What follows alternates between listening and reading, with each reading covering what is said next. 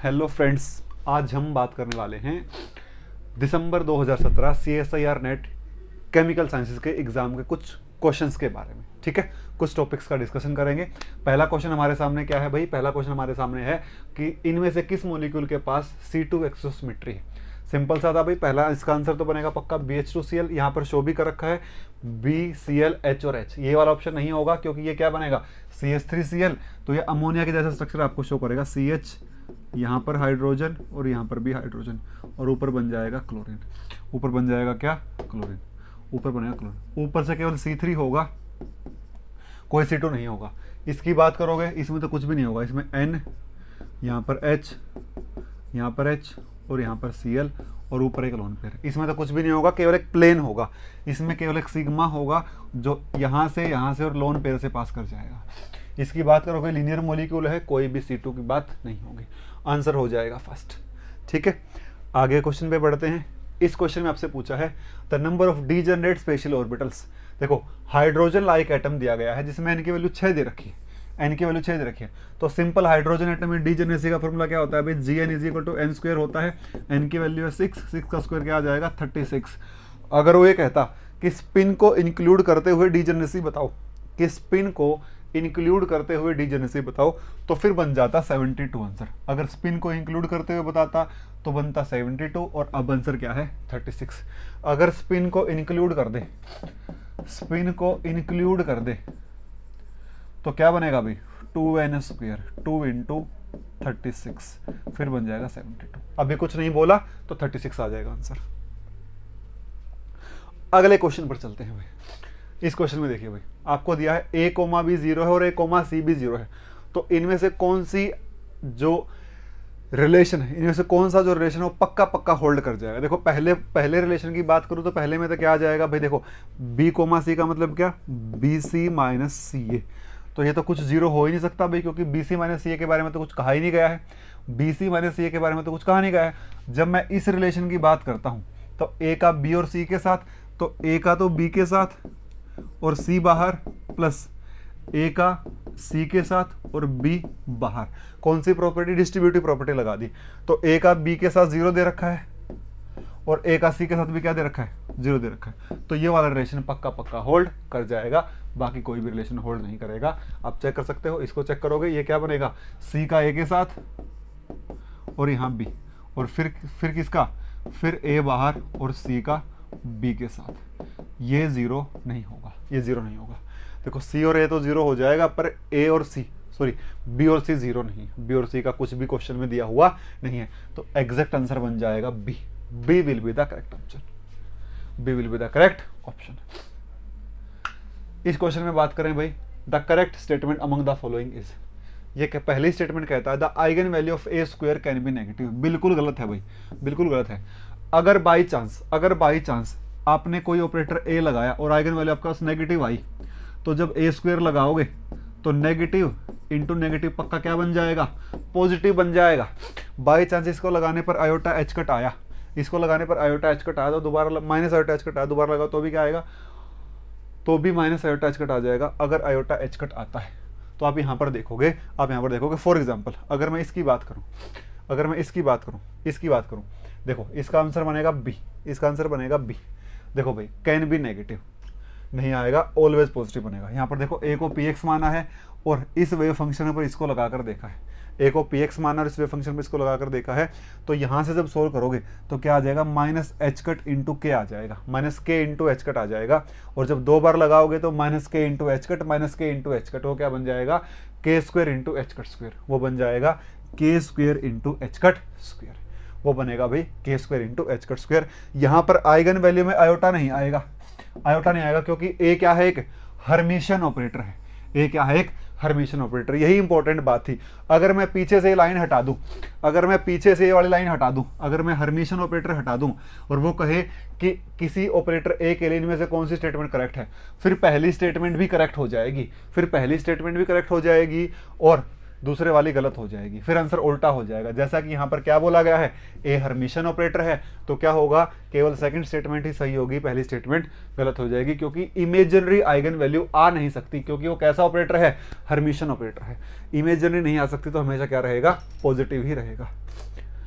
देखिए भाई अगला क्वेश्चन, एक सीक्वेंस ऑफ कंसेक्यूटिव रिएक्शन दी है, ए से आई, आई से पी, और आपसे क्या पूछ रहा है, आई की वैल्यू क्या होगी एस एस से।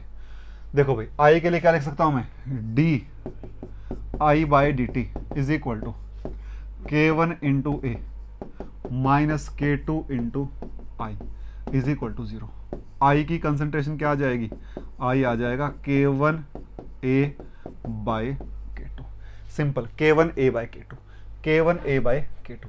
Correct option will be D, correct option will be D. कुछ भी नहीं था, सिंपल सा क्वेश्चन था, कोई खास बात ही नहीं। अगला क्वेश्चन भाई, अगला क्वेश्चन नेक्स्ट। हाँ जी, एंथैल्पी इनमें से किसके बराबर है भाई, पहली बात देखो जी क्या होता है, H minus T S, H क्या आ जाएगा, एच आ जाएगा जी प्लस टी एस, और जी का फॉर्मूला क्या होता है, जी क्या होता है भाई, समेशन एन आई म्यू आई। जब ओपन सिस्टम की भी बात करोगे तो एच आ जाएगा summation N I mu I plus T S. Very very simple, very very simple. Correct option will be B, correct option will be B. G वाले relation से करते हैं, क्योंकि टी एस आपको बता रहा है, टी और एस आपको बता रहा है कि आपको जी वाला ऑप्शन यूज करना है, जी वाला ऑप्शन यूज करना है। पीवी तो कहीं है नहीं, और पीवी और टी एस तो एक साथ नहीं आ सकते, ठीक है। पीवी आ जाता तो फिर H is equal to U plus PV देखते, फिर आपको इंटरनल एनर्जी भी कहीं देखने को मिलती, ऐसा कर सकते थे, ठीक है। चलिए भाई, चलिए आगे बढ़ते हैं। The correct statement about symmetry of eigen function of a quantum mechanical one dimension harmonic oscillator, इनमें से कौन सी statement 1D simple harmonic oscillator के लिए सही है। पहली स्टेटमेंट कहता है all the eigen function are always even eigen function, बिल्कुल गलत है भाई। कुछ wave function ground state odd होती, इवन होती है, फिर ओड होती है, फिर इवन होती है, फिर ओड होती है, ऐसे चलते हैं सारे के सारे वेव फंक्शन, ठीक है। ऐसा क्यों, क्योंकि पोटेंशियल एनर्जी क्या है, v is equal to half K X square, और जो ये x है, x का स्क्वायर यहाँ पर लिखा गया है ना, तो ये x की पॉजिटिव वैल्यूज को भी अलाउ करता है और नेगेटिव वैल्यूज को भी अलाउ करता है। इसका मतलब क्या है कि आपके पास जो लिमिट हो क्या रहती है, माइनस वाली वैल्यूज भी और प्लस वाली वैल्यूज भी, तो इवन फंक्शन भी आएंगे और ओड फंक्शन भी आएंगे। All the eigen function necessarily odd, only odd function, गलत है भाई, गलत है। The eigen function have no odd even symmetry, पक्का ओड इवन सिमेट्री है भाई, x की वैल्यू ओड और इवन सिमेट्री देती रहेगी। और अगर मैं फंक्शन में बात करूं तो जो हर्माइट पॉलिनोमियल है, हर्माइट पॉलिनोमियल है, वो डिसाइड करता है कि क्या आएगी भाई, इवन ओड सिमेट्री आएगी या नहीं आएगी। एच एन जाई की बात कर, जैसे ग्राउंड स्टेट के लिए एच एन जाई क्या होता है भाई, 1 होता है, उससे ऊपर वाली के लिए क्या होता है भाई, एच नॉट जाई, एच वन जाई क्या होता है, 2 जाई के बराबर होता है, 2 रूट बीटा एक्स। तो ये x डिसाइड करता चला जाएगा ओड होगा कि इवन होगा। All the eigen function are either odd और even function because the potential is an even function, बिल्कुल सही बात है। जैसा कि पोटेंशियल इवन फंक्शन है, पोटेंशियल में एक्स स्क्वायर की टर्म है, तो फंक्शन ओड और इवन हो सकते हैं, फंक्शन ओड और इवन हो सकते हैं। अगला क्वेश्चन देखते हैं भाई। हाँ जी, the correct statement about the difference between second and first excited state energies delta E for 1D 2D and 3D boxes. देखो भाई, अगर वो पहले क्वेश्चन आया था, एक साल पहले क्वेश्चन आया था कि ग्राउंड और फर्स्ट एक्साइटेड में कितना गैप है, 1D में, 2D में, 3D में, वहां पर आपने देखा होगा कि चाहे 1D हो, चाहे 2D हो, चाहे 3D हो, ग्राउंड का और फर्स्ट एक्साइटेड का गैप कितना होता था, वो होता था आपका 3h²/8ml²। लेकिन यहाँ पर आप देखोगे कि अगर 1D बॉक्स की बात करूँ, 1D बॉक्स में क्या होगा, 1D बॉक्स की एनर्जी का फॉर्मूला क्या बनता है, 1D का बनता है भाई n²h²/8ml²। फर्स्ट एक्साइटेड और सेकंड एक्साइटेड, n की वैल्यू 2 और n की वैल्यू 3, तो क्या आ जाएगा 9 - 4h²/8ml², 5h²/8ml²। ये तो 1D की बात हुई, ये तो किसकी बात हुई भाई, 1D की बात हुई, 1D। 2D की बात करोगे, 2D की बात करोगे, 2D में क्या आएगा, देखो 1 और 1, ठीक है, उसके बाद 1 और 2, 2 और 1, उसके बाद 2 और 2, देखो 2 का स्क्वायर 4 और 1 का स्क्वायर 5, 5h²/8ml², और ऊपर क्या आएगा 2 का स्क्वायर 4, 2 का स्क्वायर 4, 8h²/8ml², और 8 में से 5 गया 3, तो 2D में भी क्या आएगी 3h²/8ml², इसी तरीके से 3D में भी क्या आएगी 3h²/8ml², और 1D में आएगी 5h²/8ml²।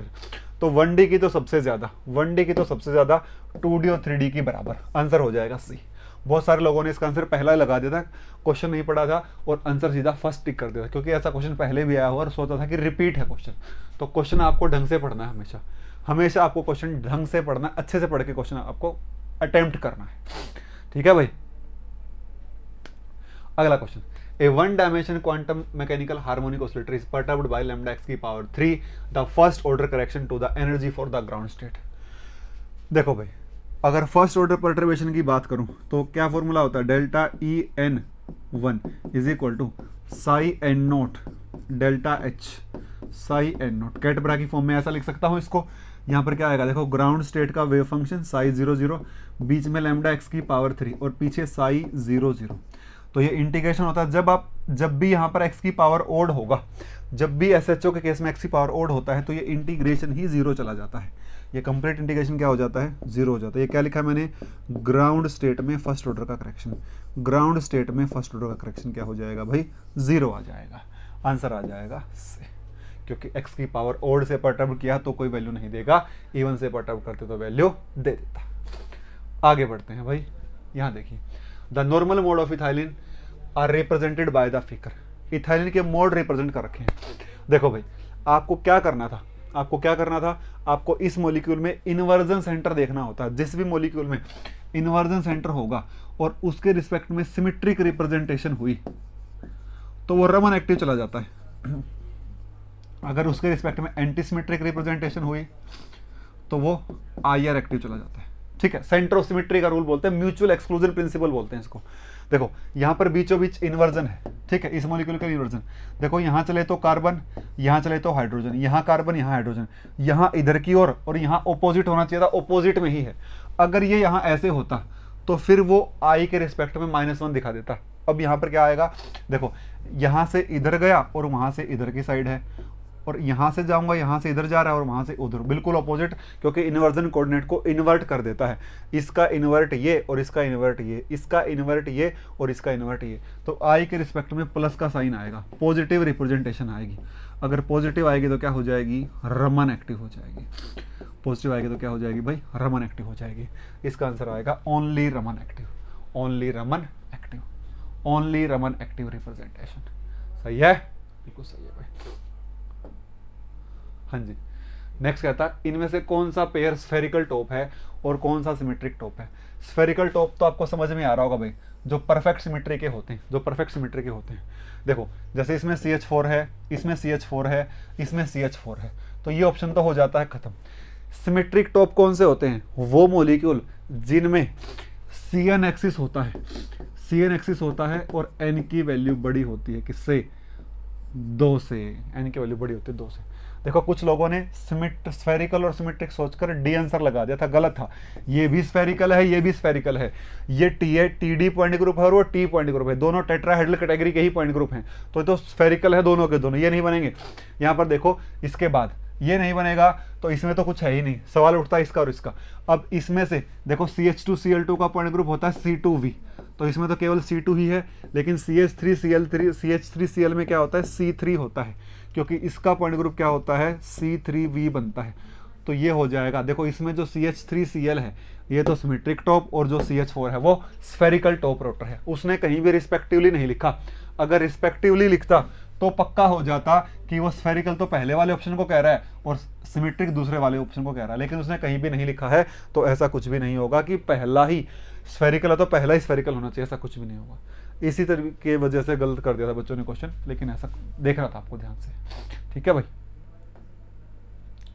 हाँ जी, इसके बाद पूछ रहा है कि a part of character table of a point group is given below. देखो भाई, एक कैरेक्टर टेबल है जिसका ऑर्डर 4 है, तो लास्ट वाली रिप्रेजेंटेशन कौन सी बच जाती है। इसके लिए क्या करना होगा अभी आपको K1 K2 K3 K4, ठीक है। तो आप किसी के भी साथ मल्टीप्लाई करके देख लो। मान लो मैं इसके साथ ही मल्टीप्लाई करता हूँ, ठीक है। मैं लिखता हूँ gamma 1 into gamma 4, gamma 1 gamma 4 क्या बनेगा भाई, देखो 1 into 1 into K1, 1 into 1 into K1 plus 1 into 1 into K2 plus 1 into 1 into K3 plus 1 into 1 into K4, ये 0 होना चाहिए भाई। ऐसे ही करते हैं, ऑर्थोगोनलिटी का प्रिंसिपल है, ग्रेट ऑर्थोगोनलिटी थ्योरम का। तो क्या आ जाएगा K1 plus K2 plus K3 plus K4 is equal to 0। आपको क्या ध्यान रखना, आपको ये भी ध्यान रखना कि जो रिप्रेजेंटेशन एक बार आ चुकी है, देखो ये वाली आ चुकी है, ये वाली आ चुकी है और ये वाली आ चुकी है, ये दोबारा नहीं आएंगी। मतलब आप K1 को 1 ले सकते हो, आप K1 को 1 ले सकते हो, लेकिन आप K2 को 1 नहीं ले सकते, K2 को आपको -1 नहीं ले सकते, क्योंकि K2 पहले ही -1 यहाँ भी है और यहाँ भी है। तो आपको क्या करना होगा, देखो ऐसी, देखो गामा 2 में तो ये दोनों 1 है, गामा 2 में तो ये दोनों 1 है, गामा 3 में ये दोनों 1 है, तो यहाँ पर क्या आ सकता है, ये दोनों -1 हो सकते हैं। गामा 2 में ये दोनों -1, गामा 3 में ये दोनों -1 और गामा 4 में क्या हो सकता है, ये दोनों -1 हो सकते हैं। तो ये 1 और ये -1 और ये -1, ये आ जाएगा, और 16 को जोड़ोगे तो क्या बन जाएगा, 0 बन जाएगा। तो ये आ जाएगा भाई 1 1 -1 और -1।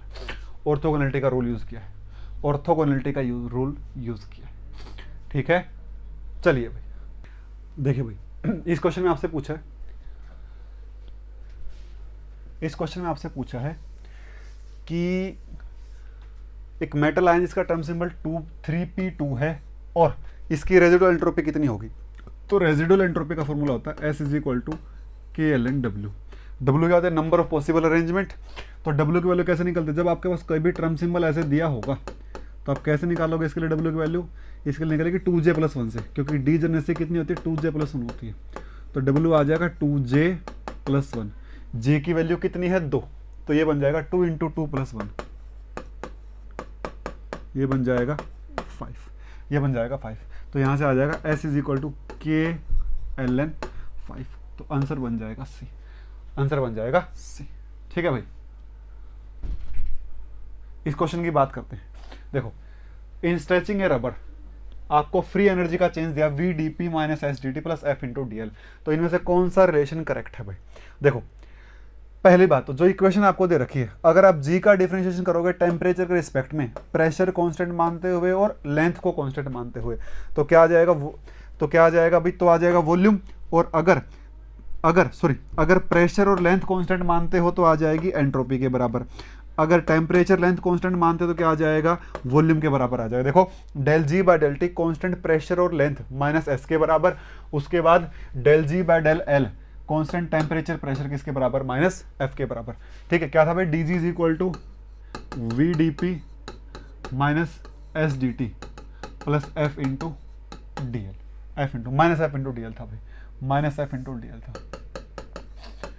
अगर इसको कॉन्स्टेंट कर दोगे तो माइनस एफ के बराबर आ जाएगा। ठीक है, और अब क्या किया है भाई, जैसा कि जी क्या है, एक स्टेट फंक्शन है,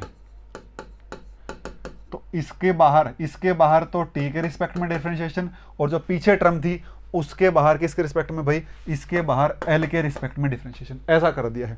जब ऐसा कर दोगे तो इसकी वैल्यू तो माइनस एफ आ रही है, इसकी वैल्यू तो, जब इसका करोगे तो इसकी वैल्यू तो एस आ रही है, तो del S by del L की वैल्यू यहाँ पर आपके सामने आ जाएगी। देखो यहाँ पर क्या किया भाई, del G by del T, और यहाँ पर del G by del L. G by T क्या होता है, एस माइनस का एस, और ये क्या होता है, माइनस का एफ, तो माइनस माइनस हो जाएगा प्लस। यहाँ से आ जाएगा answer first will be the correct option, first will be the correct option. ठीक है भाई, सिंपल था। आगे देखते हैं, यहां पर देखो भाई, 3 distinguishable molecules are distributed in energy levels A1 and A2, 2 and 3, 4 molecule दिए गए हैं जो आपको क्या कहता है, 2 एनर्जी लेवल में डिस्ट्रीब्यूट किए गए हैं, 2 एनर्जी लेवल्स में डिस्ट्रीब्यूट किए गए हैं। वो कहता है कि 3 मॉलिक्यूल तो पहले एनर्जी लेवल में है और एक दूसरे एनर्जी लेवल में है, एक दूसरे एनर्जी लेवल में है।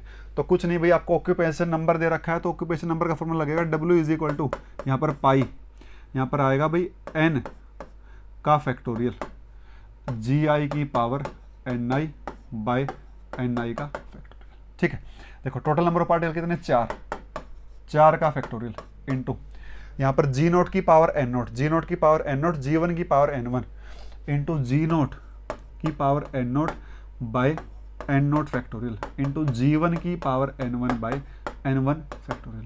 देखो 4 इंटू डी जनरेसी कितनी दे रखी है भाई, डी जनरेसी दे रखी है विद डी जनरेसी 2 and 3, नीचे वाले की तो 2, तो यहाँ पर आ जाएगा 2, और नंबर ऑफ पार्टिकल 3 बाय 3 का फैक्टोरियल। ऊपर वाले की कितनी डी जनरेसी है, ऊपर वाले की डी जनरेसी है 3, और नंबर ऑफ पार्टिकल 1 का फैक्टर, ये आ जाएगा 96। सिंपल ऑक्यूपेंसी नंबर वाला फॉर्मूला, ऑक्यूपेंसी नंबर वाला फॉर्मूला यहां से आपके पास आ जाएगा। आंसर आ जाएगा 96। ठीक है, हाँ जी। डिस्टिंग्विशेबल बोला है, इनडिस्टिंग्विशेबल बोलता तो ये n फैक्टोरियल हटा देता, फिर n फैक्टोरियल हटा देता। ठीक है भाई, अगला क्वेश्चन देखिए। आपको एक नीचे फिगर दे रखा है, एक 1 मोल ऑफ आइडल गैस है जो इस साइक्लिक प्रोसेस के थ्रू जाती है, ए से शुरू होकर 4 रिवर्सिबल स्टेप से होते हुए जाती है। आपको क्या पूछ रहा है, टोटल वर्क डन क्या होगा भाई। देखिए इसको देखो, ये डायग्राम आपको दिया, टोटल वर्क डन क्या होगा, ए बी का वर्क प्लस बी सी का प्लस सी डी का प्लस डी ए का। ठीक है, ए बी की बात करोगे तो आइसोथर्मल है, ए बी की बात करोगे तो आइसोथर्मल है। देखो भाई ध्यान से, ए बी की बात करोगे आइसोथर्मल के लिए क्या होता है भाई, NRTln V2 by V1, तो NRTln V2 by V1। और जब बी सी की बात करोगे, बी से सी की बात करोगे तो आइसोकोरिक है, आइसोकोरिक में तो डब्ल्यू की वैल्यू क्या हो जाएगी 0। डी और ए में भी आइसोकोरिक है तो डब्ल्यू की वैल्यू क्या हो जाएगी 0। ये भी कैसी है, आइसोथर्मल, तो डब्ल्यू क्या आएगा -NRTln V2 by V1। V2 कितना है, V1 और V2, और V2 तो है V1 और V1 है V2। तो यहां देखोगे आप, ए बी का 0, बी सी का, ए बी की तो वैल्यू आ गई, बी सी का 0, एन की वैल्यू 1 है, सी डी का -NRT2ln V1 by V2। क्योंकि यहाँ पर जब आप इस वाले कर्व की बात करते हो, आप यहाँ से यहाँ जाते हो तो ये तो है V1 और ये है भाई V2, ऐसे जा रहे हो ना, तो ये आ जाएगा आपके पास, और दोनों को जोड़ दोगे तो ये आ जाएगा NRT2 - T1 ln V2 by V1। This is net work done. दोनों को जोड़ने से ये वाली वैल्यू आपके सामने आ जाएगी। सिंपल सा क्वेश्चन था, कोई खास बात नहीं थी। जेई में ऐसे क्वेश्चन आते हैं, जैम में भी कम आते हैं, जेई में ऐसे क्वेश्चन आते हैं कि आपको सारी प्रोसेस के वर्क डन को जोड़ना होता है। ठीक है, अगला क्वेश्चन देखिए भाई। नेक्स्ट कहता है the slope and intercept 1/r versus 1/s का आपको स्लोप और इंटरसेप्ट दिया हुआ है एंजाइम कैटालाइज रिएक्शन में। आपसे माइकल मेंटन कांस्टेंट पूछ रहा है, देखो भाई, r क्या होता है आपके पास, होता है K2 × E0 × S divide by Km + S। तो 1/r इज इक्वल टू, उल्टा कर दोगे आ जाएगा Km by K2 × E0 plus Km by K2 × E0 × S plus 1/K2 E0। ये आ जाएगा भाई 1/K2 E0। स्लोप कितना दिया गया है, स्लोप दिया गया है भाई आपको, स्लोप दिया गया है 300।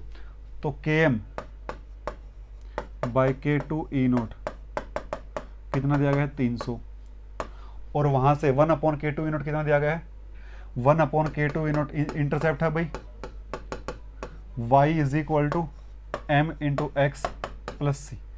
तो वहां से इंटरसेप्ट दिया गया है c की वैल्यू कितनी है 1/K2 E0 कितना दिया गया है 1/K2 E0 आपको दिया 2 × 10⁵ ठीक है, तो यहाँ पर क्या आ जाएगा, इसकी वैल्यू दे रखी है 1/K2 E0 की, 1/K2 E0 की वैल्यू 2 × 10⁵, तो ये आ जाएगा Km is equal to 300 by 2 × 10⁵। तो ये आ जाएगा 1.5 × 10⁻³ D will be the correct option. अगला क्वेश्चन देखते हैं भाई। नेक्स्ट कहता है ए और बी के बीच में रिएक्शन है, ठीक है, डिफरेंट इनिशियल कंसंट्रेशन पर जिसको कैरी किया गया है, और हाफ लाइफ टाइम आपको दे रखी है भाई। तो आपसे पूछता है ए और बी के रिस्पेक्ट में किस ऑर्डर की रिएक्शन है। देखो भाई, जब आपने देखो बी की कंसंट्रेशन को चेंज किया, जब आपने बी की कंसंट्रेशन को डबल कर दिया तो हाफ लाइफ के ऊपर कोई फर्क नहीं पड़ा। जब आपने बी की कंसंट्रेशन को डबल कर दिया, हाफ लाइफ पर कोई फर्क नहीं पड़ा है। तो इसका मतलब बी के रिस्पेक्ट में किस ऑर्डर की रिएक्शन है, फर्स्ट ऑर्डर की रिएक्शन है। बी के रिस्पेक्ट में कौन सा ऑर्डर है, फर्स्ट ऑर्डर है। लेकिन आप यहां पर देखोगे, जब आपने ए के रिस्पेक्ट में इनिशियल कंसंट्रेशन को डबल किया तो जो हाफ लाइफ है वो आधी हो गई। जब आपने ए के रिस्पेक्ट में इनिशियल कंसंट्रेशन को डबल कर दिया तो हाफ लाइफ जो है वो आधी होगी। और ऐसा किस में होता है, ऐसा सेकंड ऑर्डर में होता है, क्योंकि जो सेकंड ऑर्डर है ना उसमें हाफ लाइफ इनिशियल के इनवर्सली प्रोपोर्शनल होती है। अगर कंसंट्रेशन डबल हो जाएगी तो ये आधी हो जाएगी। तो जो ए है ना, ए, इसके रिस्पेक्ट में कौन से ऑर्डर की रिएक्शन है, सेकंड ऑर्डर की रिएक्शन है। 2 लाइन का सवाल था, 4 नंबर आपको पक्का मिल जाता है। आंसर हो जाएगा सी। आंसर हो जाएगा C. C will be the correct answer, C will be the correct answer. इस क्वेश्चन को देखिए भाई, आपको एक नीचे ग्राफ दे रखा है जो आयनिक स्ट्रेंथ वर्सेस लॉग ऑफ के, रेट कांस्टेंट के लॉग के वर्सेस ग्राफ है, लॉग के वर्सेस रूट आई के वर्सेस ग्राफ है। आपको कहता है इनमें से कौन सा ग्राफ इस रिएक्शन को रिप्रेजेंट करता है भाई। कुछ नहीं बताना भाई, आप लोगों ने सॉल्ट इफेक्ट में पढ़ा हुआ है लॉग के वर्सेस रूट आई, ऐसे ग्राफ पढ़े हुए आपने। तो इक्वेशन क्या होती है, log K by K naught is equal to 2a ZA ZB root I, यही होता है स्लोप। अगर चार्ज की गुणा पॉजिटिव है, अगर चार्जेस की गुणा पॉजिटिव है तो पॉजिटिव स्लोप, नेगेटिव है तो नेगेटिव स्लोप। देखो +2 इंटू -1, +2 इंटू -1 कैसी प्रोडक्ट है, नेगेटिव में है, तो जो नेगेटिव स्लोप वाला होगा वही क्या होगा, इसका आंसर होगा। इसका आंसर हो जाएगा डी, इसका आंसर हो जाएगा भाई डी, इसका आंसर हो जाएगा डी। सही है, इसका आंसर बन जाएगा डी। देखो ये रहा, चार्जेस की गुणा पे डिपेंड करता है, तो नेगेटिव में आया है, सोल्ट इफेक्ट है, तो क्या आ जाएगा, नेगेटिव में आंसर आ जाएगा। तो ये हमारे पास क्वेश्चन थे काइनेटिक्स के, स्टैटिस्टिकल के, थर्मोडायनेमिक्स के और क्वांटम के, ग्रुप थ्योरी के भी। ठीक है, तो वीडियो को शेयर कीजिए और चैनल को सब्सक्राइब कीजिए, वीडियो को लाइक भी कर देना भाई, आपको वीडियो सही लगी हो तो। ठीक है, तो thank you very much. Share कर देना वीडियो को ज़्यादा से ज़्यादा, क्योंकि जितना ज़्यादा शेयर करोगे बाकी लोगों को बेनिफिट होगा। Thank you very much, thank you for joining, thank you for watching.